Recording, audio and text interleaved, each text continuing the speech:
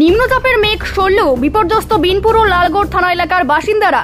জলমগ্ন নদী তীরবর্তী কয়েকটি গ্রাম।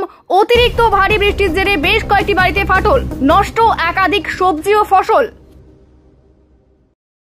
নিম্নচাপ সরলেও এখনো জলের তলায় ঝাড়গ্রাম জেলার বেশ কিছু কজওয়ে। ভৈরববাকি নদীর নিশ্চিন্তপুর কজওয়ে এবং তারাফেনী নদীর ঢোলভাঙ্গা ও এঠেলা কজওয়ের ওপর দিয়ে এখনো জল বয়ে চলেছে। ভৈরববাকি ও তারাফেনী নদী তীরবর্তী এলাকাগুলি এখনো জলমগ্ন। প্রশাসনের পক্ষ থেকে বারবার মাইকিং করা হচ্ছে নদী তীরবর্তী এলাকাগুলিতে অতিরিক্ত বৃষ্টিপাতের কারণে ক্ষতির সম্মুখীন হয়েছেন জেলার কৃষকরা। বেগুন, কুঁদরি, উচ্ছে, পটল, ঝিঙে সহ অন্যান্য সবজিও নষ্ট। ফলে সবজি চাষিদের মাথায় হাত। পুজোর মরশুমে ভালো দামের আশা করেছিলেন কৃষকরা, কিন্তু এই অতিবৃষ্টিতে একেবারে সব মাটি। অতিরিক্ত বৃষ্টির কারণে ভৈরববাকি ও তারাফেনী নদীর মিলন এলাকায় এখনো পর্যন্ত জলমগ্ন রয়েছে। স্থানীয়দের অনুমান, গতকাল জলের পরিমাণ না বাড়লেও আজ সকাল থেকে জলের পরিমাণ বাড়তে থাকে, যার ফলে ব্যাহত ঝাড়গ্রাম বাঁকুড়া যোগাযোগ। অপরদিকে বিনপুরের ঢোলভাঙ্গা, কড়াশাই, বাঁশাঝুড়ি, লালগড়ের নিশ্চিন্তপুর, নন্দলালপুর, রনগুয়া সহ বেশ কয়েকটি গ্রামের মানুষের ঝাড়গ্রাম এবং বাঁকুড়া দুই প্রান্তের সাথে যোগাযোগ বিচ্ছিন্ন। অপরদিকে ভৈরববাকি ও তারাফেনী নদীর মিলনস্থল এলাকার বেশ কয়েকটি গ্রাম জলমগ্ন। অতিরিক্ত বৃষ্টির কারণে বেশ কিছু বাড়িতে ফাটল।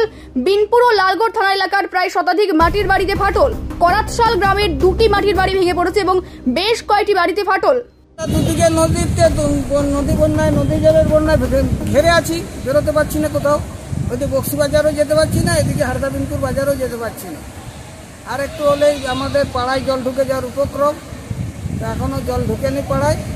বিলে খেতে জলে থই থই পূর্ণ ডুবে যেত, তাহলে পালের যে সবজি ছিল সেগুলো সম্পূর্ণ নষ্ট হয়ে যেত। সেইটাই তো এখন দুশ্চিন্তার বিষয়। আমরা সেই ফসলগুলো যথাযোগ্য জায়গায় বেচতেও পারবো না, পচেও যাবে, কিছু ফসল নষ্টও হয়ে যাবে। আর ধানের ফসল যেগুলো তুলতে পারবো কিনা সেগুলোর উপরেও আমার নিশ্চয়তা নেই, কারণ আজ 3 দিন থেকে 5 দিন ধরে ডুবে আছে। একটু জল ডুবে আছে, বালতি নিয়ে জল দিয়ে আসছি।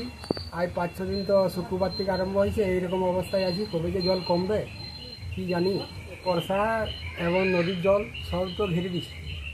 আমাদের তারাফেনী ভৈরববাকি মধ্যস্থলে বসবাস এবং বানের জল উঠে যায়। দুটো নদী একসাথে যৌথ হয়ে যাওয়ার পরে নদীর জলটা খুব বেড়ে ওঠার পরে অন্তত 2টি ঘর নষ্ট হয়ে যায় এবং আংশিক কিছু ঘর ভেঙে যায়, মানে হালকা ধরনের দেওয়ালগুলো নষ্ট হয়ে যায়। ঠিক আছে, থাকার মতো তাদের একটু অসুবিধা হয়, কিন্তু তার জন্য সরকারের এখানে আবেদন আমরা জানাচ্ছি যেন কিছু সাহায্য পায়। এবং 2টি ঘর একবারে পুরো নষ্ট হয়ে গেছে, থাকার মতো আশ্রয় নেই। বাড়িগুলো কি ভেঙে গেছে? হ্যাঁ, বাড়িগুলো ভেঙে গেছে। বাড়িগুলো রান্না বান্না কিছুই করা যাচ্ছে না, থাকার এবং আশ্রয় নেই। তারা ওই স্কুলেতে থাকে। পিলারের উপরে ছিল জল, তখন কোনো মানুষ ফেরানো যায়নি।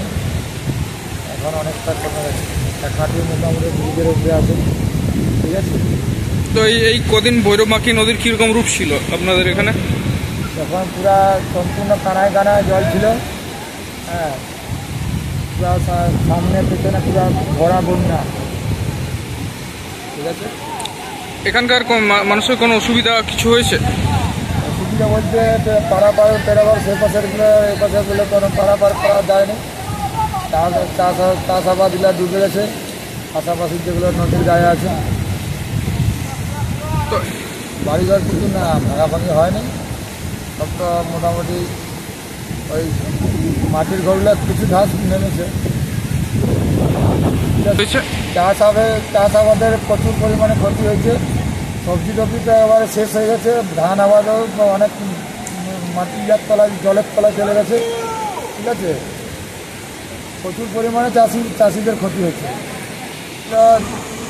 ওই ঝিঙা ছিল, পটল ছিল, কুঁদরি ছিল, আর করলা, আর এই ধান টান কিছু ক্ষতি, সব কিছু একদম বন্যার তলায় চলে গেছে।